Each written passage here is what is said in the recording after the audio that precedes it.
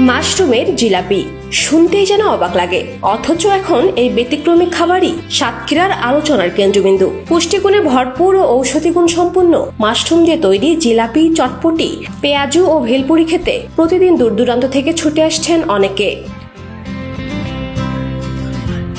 সাতক্ষীরা শহরের পারকুকুরালী কাঁঠালতলা গ্রামের তরুণ উদ্যোক্তা সাদ্দাম হোসেন নিজের বাড়ির পরিত্যক্ত জায়গায় 2018 সালে শুরু করেন মাশরুম চাষ।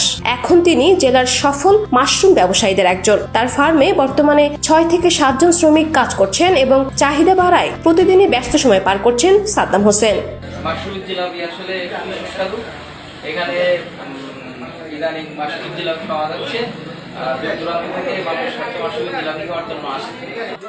আমাদের এখানে মাশরুমের চপ, মাশরুমের জিলাপি, মাশরুমের গজাও আমরা ইদানিং তৈরি করতেছি। আসসালামু আলাইকুম। মাশরুমের যে জিলাপি হয় এ কখনো জানতাম না। এখানে এসে দেখলাম যে মাশরুমের জিলাপি হয়। মাশরুমের জিলাপি হাতে যে স্বাদ তাও জানতাম না। এখানে প্রচুর মানুষ এই মাশরুমের জিলাপি খেতে আসে।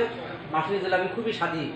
মাশরুমের জিলাপি আমরা নিজেরা চাষ করি এবং খাওয়ার জন্য আমরা সকাল 7টা থেকে 10টা পর্যন্ত তৈরি করি, তারপর থেকে 12টা পর্যন্ত তৈরি করি। মাশরুম একটি ছত্রাক জাতীয় উদ্ভিদ, দেখতে অনেকটা ব্যাঙের ছাতার মতো। এতে রয়েছে ডায়াবেটিস, ক্যান্সার, উচ্চ রক্তচাপ, হৃদরোগ, জন্ডিস ও অ্যানিমিয়া প্রতিরোধে সহায়ক নানা ঔষধি গুণ। এই মাশরুম দিয়েই তৈরি হচ্ছে চপ, পেঁয়াজু, ফুচকা, চটপটি আর সবচেয়ে আকর্ষণীয় মাশরুমের জিলাপি। উদ্যোক্তা সাদ্দাম হোসেন বলেন, প্রথমে ভাবিনি মাশরুম দিয়ে জিলাপি তৈরি করা যাবে, কিন্তু চেষ্টা করে দেখলাম স্বাদে অসাধারণ। এখন ক্রেতারাও দারুণ পছন্দ করছেন। মনে করেছিলাম কি হবে না হবে তার ঠিক নেই, এখন এই ভাইরাল হয়ে গেছে। প্রথম থেকে এখানে অনেক দূর দূরান্ত থেকে মাশরুম নিয়ে খেতে আসে, মাশরুমের জিলাপি। সাতক্ষীরায় বেড়েছে মাশরুমের চাহিদা।